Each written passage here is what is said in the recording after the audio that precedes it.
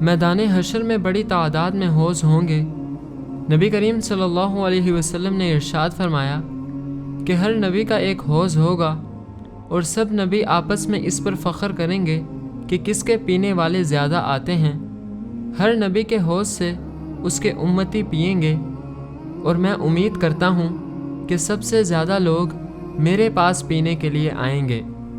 حضرت عبداللہ بن عمر رضی اللہ تعالیٰ عنہ روایت فرماتے ہیں کہ نبی کریم صلی اللہ علیہ وسلم نے ارشاد فرمایا کہ میرا حوض اتنا بڑا ہے جتنا عدن اور عمان کے درمیان فاصلہ ہے، برف سے زیادہ ٹھنڈا اور شہد سے زیادہ میٹھا ہے، اور مشک سے بہتر اس کی خوشبو ہے۔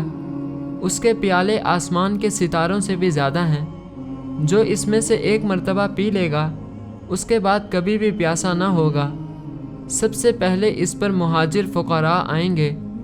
کسی نے اہل مجلس میں سے سوال کیا کہ یا رسول اللہ، ان کا حال بتا دیجئے۔